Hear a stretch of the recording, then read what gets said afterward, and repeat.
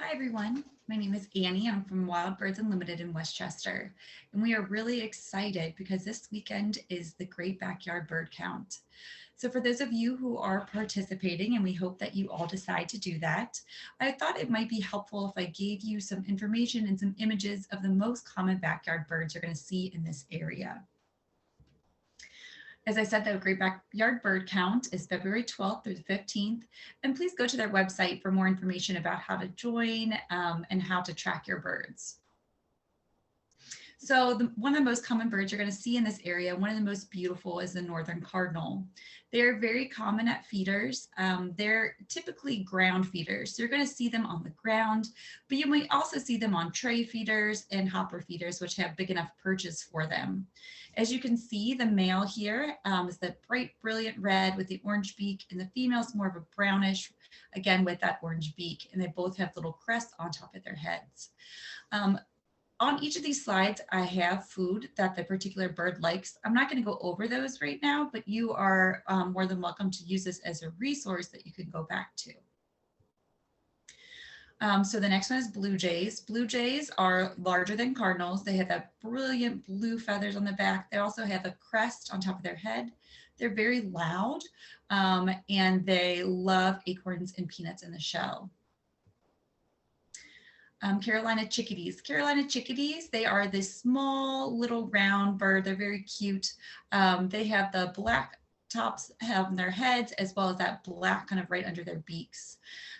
They commonly will be going back and forth between the feeders and the tree. They take turns with one another, and they'll come to a variety of different types of feeders, but they're usually one of the first ones to come once you put a feeder up. Then the white-breasted nuthatch, it's similar to the Carolina chickadee in coloring. The white-breasted nuthatch is going to be a little bit more narrow. Its beak too is going to be longer and a bit pointier. Also, one of the most distinguishing features is that they creep headfirst down tree trunks. So if you notice a bird with that behavior, it is probably a white-breasted nuthatch. What they typically do is they take one seed and they fly to a nearby tree to open it. And they often will just visit the feeder one bird at a time. The tufted titmouse, which is one of my favorites, they often will also do that kind of back and forth between the feeder and the tree. So they don't stick around at feeders very long. They usually come in, grab, and then go back to the tree. They have this very brilliant kind of gray on their backs, and they often also have this little crest, this little tuft of gray feathers, and this very distinct little black eye. We have the Carolina wren. The Carolina wren is a cute little bird. Brown, different kind of shades of brown. Its tail is often sticking up like this. This checkered kind of brown tail is often kind of pointing up. It also has this kind of white stripe right above its eyes. It really likes suet as well as peanut pieces. Then we have house finches. House finches are very abundant at my house, at least. They're often found in tree branches, shrubs, and on feeders. They often come in groups. The orange has this reddish orange face on it. The male does, I'm sorry. And then the female has this kind of brown streaked face, and they both have this brown streaked belly as well as back. And then we have the American goldfinch. The American goldfinch is a bit smaller than the house finch. And though we commonly think of the goldfinch being this bright yellow color, often in the winter, they are this more kind of drab olivey color. So they still have a little bit of that yellow to them, but they're not going to be this kind of bright yellow that we think of. Also, the goldfinch, if you're kind of having a hard time distinguishing it from a house finch, you can look at the very distinct black stripes that it has on its back. And then you will also kind of see these usually at Niger feeders, thistle feeders, or sunflower chips. Downy woodpeckers. So downy woodpeckers are the smallest type of woodpeckers. You're going to see these hopping around on the tree trunks and branches. They go to suet feeders, and they have this really pretty black and white kind of pattern on their back. The males have a little bit of red on their tops of the heads, but the females do not. A bit bigger than the downy woodpecker, we have the red-bellied woodpecker. They are also often found hopping around on tree trunks and branches. They will go to suet feeders. And as you can see, they have this nice little red on their tip of their heads. They have long beaks, and they also have this black and white pattern on their backs, which people kind of refer to as their zebra stripes. And it's called red-bellied because there's a little bit of red right on its belly. There's actually a woodpecker whose whole head is red. That's called the red-headed woodpecker, but they're not as common in this area. The northern flicker is even bigger than the downy and the red-bellied. They're often found foraging on the ground, but you can also see them climbing up and down trees. You often see them on suet feeders. It is, like I said, a larger woodpeckers. It's got this black spots on its belly and its back. It's got the gray head, and then it has this yellow kind of streaks under its wings that you really see when it's flying.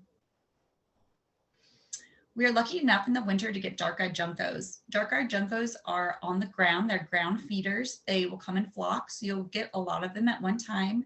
And they really like millet, sunflower chips, and cracked corn. And you can see they kind of have that, the male has that more of that dark black and gray with a little white on the belly, whereas a female is a little bit lighter and then muted gray.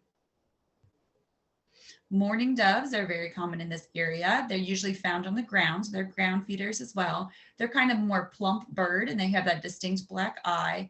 And as they walk, they kind of bob their heads.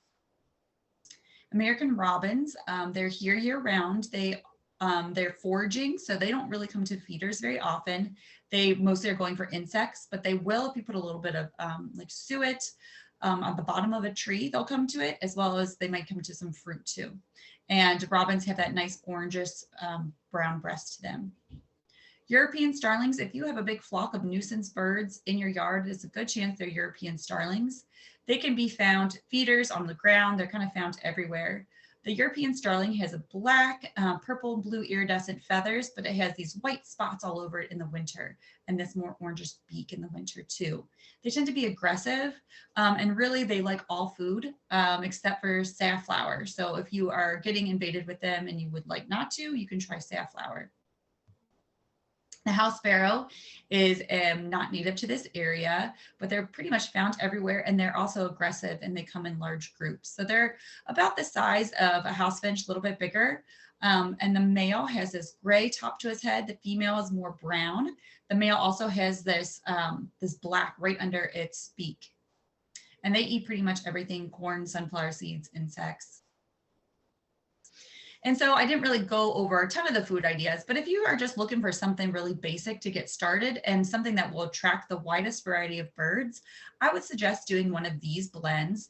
This is our choice blend at Wild Birds, and it has striped sunflower, black oil sunflower, it has sunflower chips and peanuts in it. So it's got a really good variety. If you'd prefer not to have shells, you can do our no mess, no millet blend, which is just peanuts, and it has sunflower chips and tree nuts in it. And as far as choosing a suet, I really like the super suet. It's rendered beef fat, so it's really high in fat, which is really important this time of year. And it also has nuts in it and mealworms too. If you need more help with identification, I would suggest checking out the Merlin app. So Cornell has an app, it's the Merlin app, and it helps you identify the birds in your yard. You can also always take a picture of the bird and come in to our stores and we can help you identify it too.